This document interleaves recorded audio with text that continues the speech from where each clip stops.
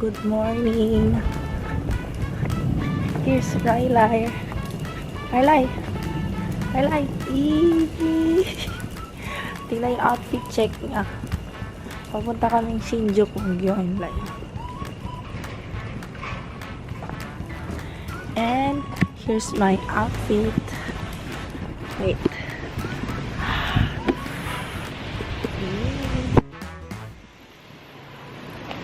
So yun. So bye.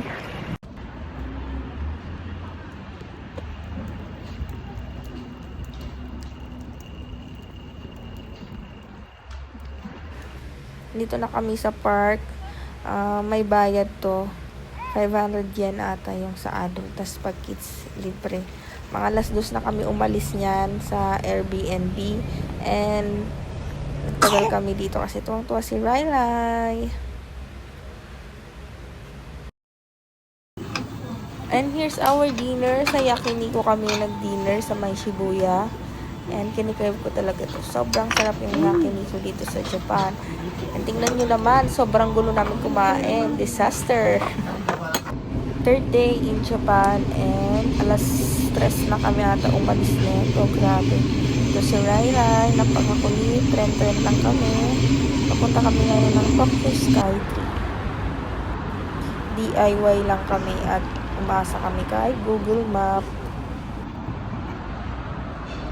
Alas 4 pa lang dito guys, madilim na. So, dapat nga gumagala kami ng maaga kasi pag ganito, alas 5 pa lang to madilim na. And super lamig. Lamig na lamig ako sa suot ko dyan. Grabe.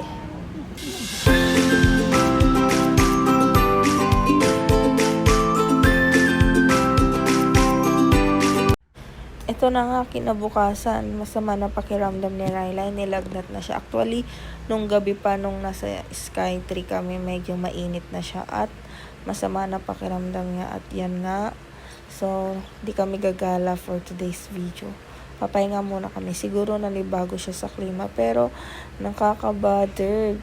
At dahil dyan, naglaba muna ako habang tulog pa siya. Ito natanga pa ako dito gamitin. Ayan, kailangan maglaba dahil wala na kami susuting panty at brief. Mga 200 lang yan. Makakapaglaba. Nag-decide akong ipa-check up na lang si Riley. Kahit mahal, wala tayong magagawa. Kailangan natin ng peace of mind. So, dinala ko siya sa clinic. Buti na lang may malapit na pizza dito sa binook naming Airbnb. At flu check siya. So far, negative naman. And ito na nga, papunta na kaming Osaka. And here's Riley's OOTD. Medyo umokay naman ng pakiramdam niya. At ito nga, ang dami naming bit-bit. Ang hirap. Tapos commute pa kami. Tren lang. Bago kami mag-Osaka, dumaan muna kami ng Shibuya Sky. O, diba? Dala namin yung mga napakadami naming gamit. Hello, Shibuya Sky. So, may entrance din dyan. And, hindi ako makalabas kasi si Riley, takot siya sa labas. Di ko alam or nilalamig lang siya. Sobrang lamig kasi. Oo, TD check. Yan ang outfit namin. Wow, perfect. And ayan, may room sila pang baby. Buti na lang kasi iyak talaga siya ng iyak. Hanggang dyan lang kami nagpicture. And eto na nga, papunta na kami ng Osaka via bullet train. Mga alas 7 na yan. And here's Riley, tulog. And ito na ang aming dinner. Dito na kami kumain sa bullet train. At ito na ang aming Airbnb sa Osaka. O diba, ang bilis. Di ko na na-videohan lahat kasi ang hirap mag-video talaga pag nasa biyahe ka. So, ito yung binook naming Airbnb sa Osaka. Maganda naman siya, malawak. At may terrace pa siya. Charot! Hello, Osaka! Ang ganda ng araw.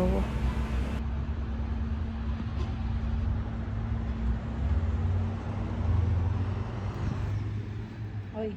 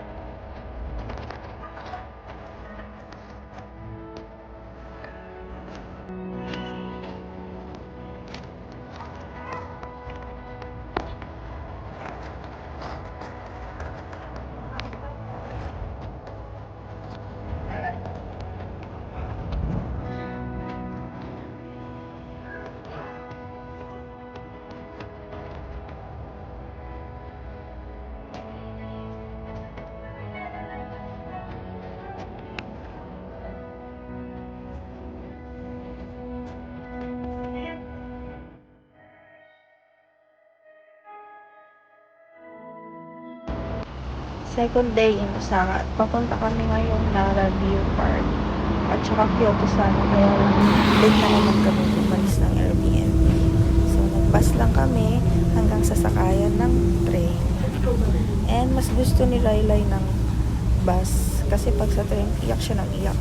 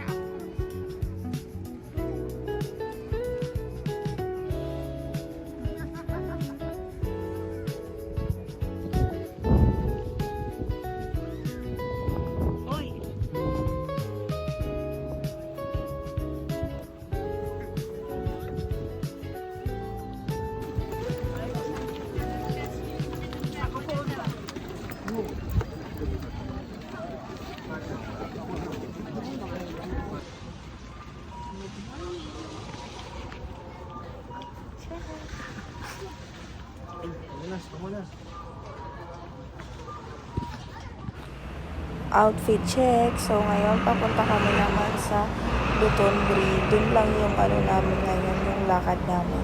And mga wala pang ligo yan. While waiting sa bus. So, here we go. Ang sikat na Glicoman.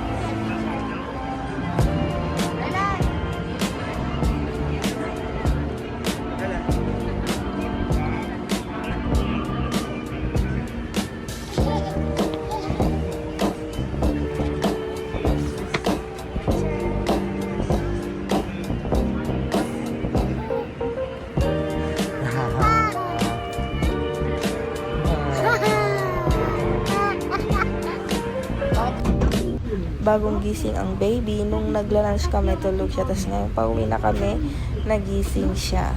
Bus lang ulit. And time check, magka-alas 2 pa lang yan. So, ngayon lang kami galing sa galaan na maaga umuwi.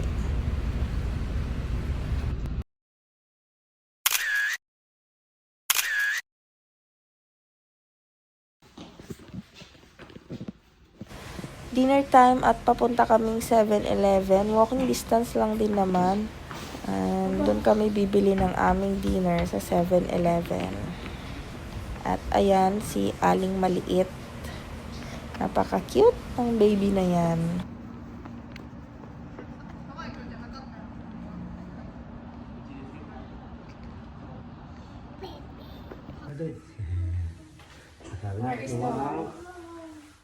Saan? Wow. 10 a.m. and already check out. So, balik na ulit kami ng Tokyo. Ito na ang bullet train. Grabe, apakamahal ng pamasahe dyan guys. 5,000 isang way lang. So, naka 20,000 kasi. Oh my God.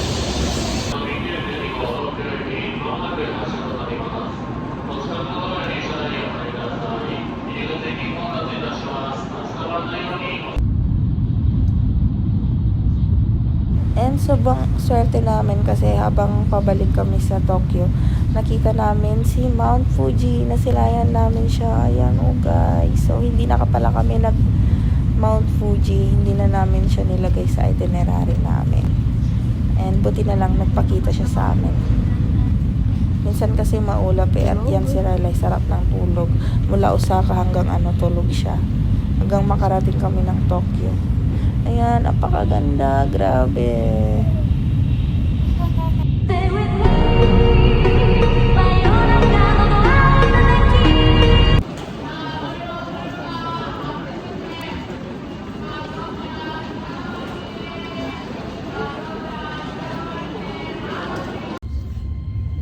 Nagpahinga lang kami saglit and di-dinner ulit kami sa labas. Imimit namin si Kuya Ruel, yung tiga sa amin sa Laon, yung kapitbahay namin. Engineer siya dito sa Japan at 10 years na dito. Ilibre niya kami ng dinner. So, andito na ulit kami sa Shibuya.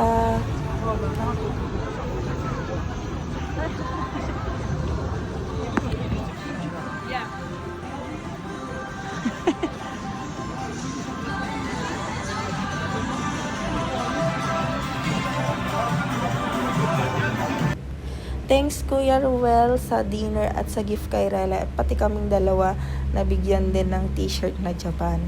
Thank you po! And today's video, nandito kami sa Tokyo Sky Tree. Makulimlim siya. And parang uulan. Ayan si Riley, tamang takbo lang ng takbo. Habol lang ng habol. And here's our OOTD check again. Ayan, apakalamig.